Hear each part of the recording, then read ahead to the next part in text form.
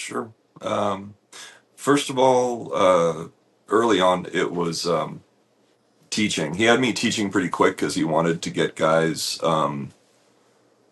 uh, guys that I work with up to speed enough that I could train the stuff that I wanted to train that I couldn't necessarily do in there, like kind of like layering and grappling and all that other kind of stuff that wasn't really, his house was not super suitable for that. Um, so early on, it was teaching some of those basics um, to get people so we could, as Renato says, play, and just trial and error and figure stuff out under, uh, more resistance, more speed, more power, and kind of figure out what works for me personally, and anybody else who was like playing around with that. And I had a bunch of guys, that I trained with. They're like, man, I can't do that. Like that's not gonna. I tried it, 10 times and it failed 10 times. I was like, all right, well, what's gonna work? Like where, sometimes just having a basis of something that like this. I don't know if this is gonna sound right, but having something that you know how to repeat, even if it's failing, if you can repeat it the same way and then see how it's failing, then you have a path to somewhere else and to like help that work. Because there's, we all know there's stuff Sonny could do that probably none of us could do, right?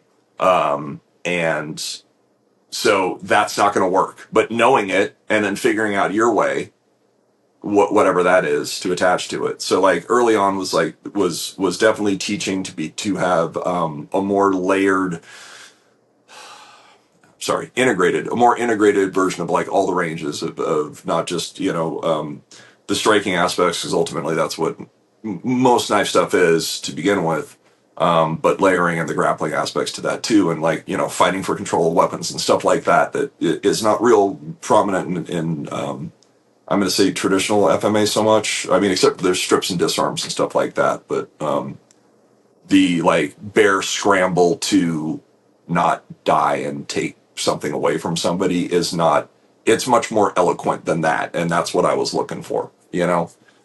So early on, teaching, meeting people that way, doing that kind of stuff, and hopefully like most of the time teaching people that already knew how to move, because I'm not very good at teaching beginner stuff, right? But like more advanced people, I can explain stuff to easier because they don't need the other stuff, but um, they could get what I was trying to say easier, um, and that just made it more rewarding. But also too, it was cool like being able to like talk to certain people that could be a certain high level of something, and watching the light go off for them. And it's not, I'm just telling them what like I learned, and maybe I'm saying it my own way, but it's through Sonny and watching these guys like light up and go like, whoa, right? Like, where'd you learn this? That was very cool stuff. But doing through work and again blending Sonny stuff into everything else. His awareness of street smarts, all that kind of stuff. Like using that as a basis for working bars and clubs for a good part of my life. Was super helpful.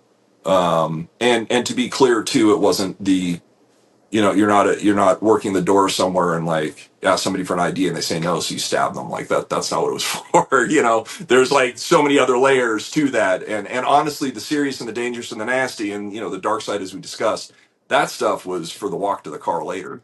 But later after that was I started working in the I hate to say the word, but for lack of a better word, the tactical industry, like back before it was really called that.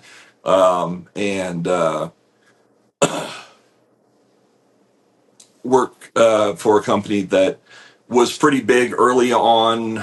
They were one of the first that kind of, I don't want to say jumped on the bandwagon, but really kind of formed all that stuff that, tactical knives, lights, and all that kind of stuff. And early on, I got to start influencing designs and things like that. Later on, kind of took the division over and have been running the division for that for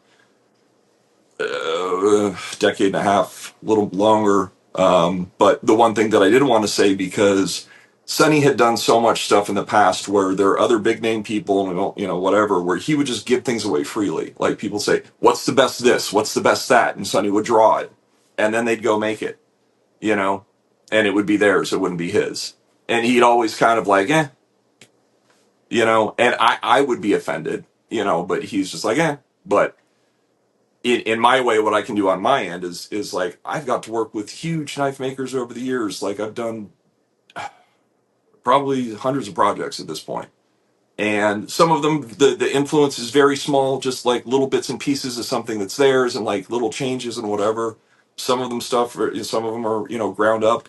But my way of getting there is the same as it was sitting in his room, sitting at the kitchen and working with the rudimentary tools that he had, where he did amazing things. Like I did adequate stuff to get somebody better than me to be able to figure out what to do.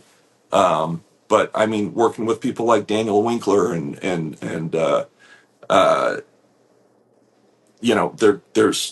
there's so many out there. One of the things that we did in addition with him, and again, it was like kind of perfect for Sonny because it was taking something that they made, and then I just did a bunch of different reiterations of it. And this is a pretty popular knife through a very popular knife maker in the industry, and no one knows, right? Because I'm working through a company, so I'm not putting my name out. I'm not putting out the background of all that kind of stuff. But like a knife now that's like really pretty sought after, that's out there, I made with putty and like cut out plastic and like formed it just like I would have done with Sonny.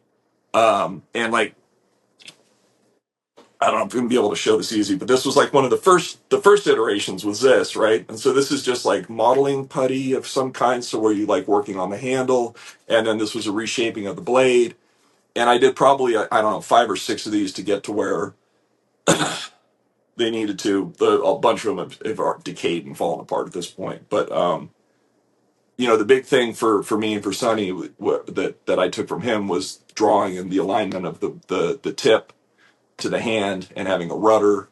Now, granted, this knife wasn't designed to be purely as a defensive knife. It was designed to be kind of an all-around, do-everything knife, but definitely leaning on that. So there are some differences to it. But at the end of the day, and most people probably don't know this, but this is it's called the Tad Belt Knife Edition, something like that, out of from Daniel Winkler, and so it's our version of the his belt knife. But it became super popular all on its own, and no one knows like this. That's straight from Sonny. Like this is 100% his design influence. And there's so much of that stuff that's out there and no one knows about. And I kind of want to put more of that out there because I want people to know where that stuff came from. And I'm not going to run down a list now because, like I said, it's been 15, 16, 17 years at this point. There's a bunch, but like doing that craft with him sitting at his table has like kept me employed for a long time.